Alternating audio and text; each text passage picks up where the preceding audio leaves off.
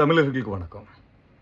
அறிவு புரட்சியை கையில் எடுத்து நான் ஒவ்வொரு சமயங்களில் ஒவ்வொரு விஷயங்கள் பேசிகிட்டு இருக்கக்கூடிய காணொளிகள் எதுக்காக அப்படின்னா, நம்மளுடைய பேசிக்கல் மைண்ட் செட் மாறணுன்றதுக்காக மட்டும்தான்.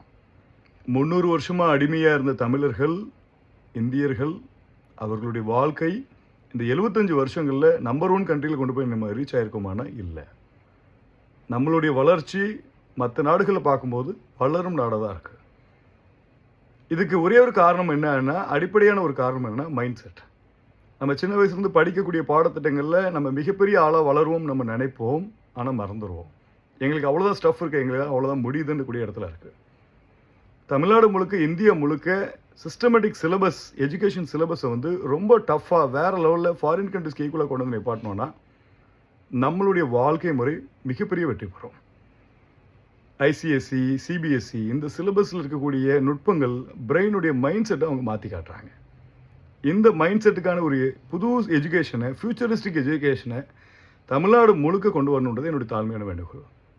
முதலமைச்சர் விஜய் ஐயா நினைச்சாங்கல்ல, அவருடைய கடமை அவர் செஞ்சிட்ருக்காரு, மிக சிறப்பாக செயல்படுத்துவார்.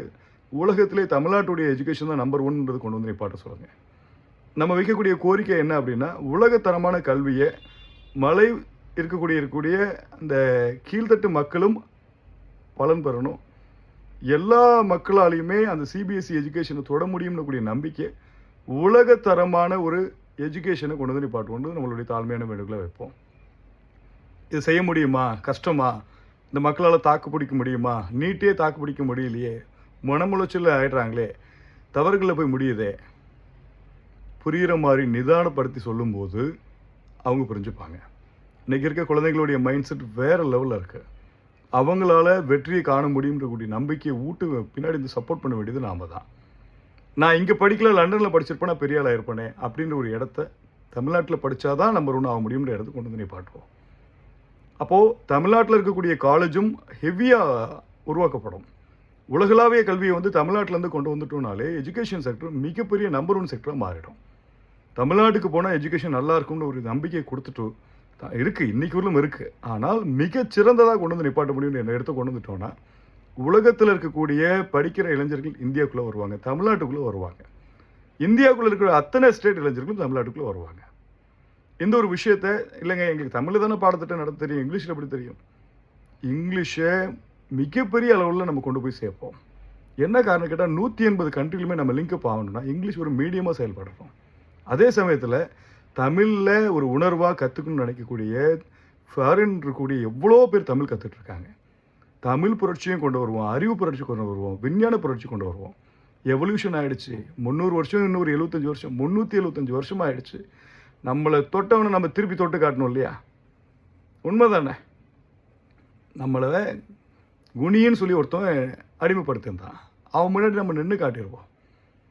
ஒரு நல்ல ஆட்சி மாறும்போது மனசுக்குள்ளே புரட்சி ஏற்படட்டும். இல்லைங்க, நாங்கள் ஜாலி பண்ணிட்டோம், வெறித்தனமாக மாறுவோம். இந்த புரட்சியோடைய நோக்கமே தமிழ்நாடு நம்பர் 1 ஸ்டேட்டாக கொண்டு வரணும், இந்தியாவை நம்பர் 1 கண்ட்ரியாக கொண்டு வரணும் தான்.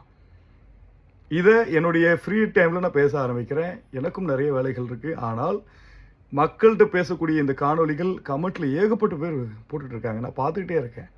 இந்தியா கண்டிப்பாக நம்பர் 1 கண்ட்ரியாக மாறிடுன்ற நம்பிக்கை என்ன மாதிரி இருக்கக்கூடிய இளைஞர்களை செயல்படுத்தட்டும். எடுத்து செய்வோம், வேறு லெவலில் செய்வோம். இந்தியாவில் கிட்டத்தட்ட ஒரு 10,000 பிரச்சனைகள் இருக்குது. ஆனால் ஒரு நைட்டில் 10,000 பிரச்சனையும் சால்வ் பண்ண முடியும். தமிழ்நாட்டுடைய பிரச்சனைகளை சால்வ் பண்ணுறதுக்கு ஒரு மனுஷன் நிற்கிறாப்புல, அவருக்கு பின்னாடி நம்ம சப்போர்ட் பண்ணுவோம். அதே சமயத்தில் நம்மளுடைய வளர்ச்சியை மட்டுமே நம்ம யோசனை பண்ணுவோம். அடுத்த செகண்ட் வேஸ்ட் பண்ண வேண்டாம்.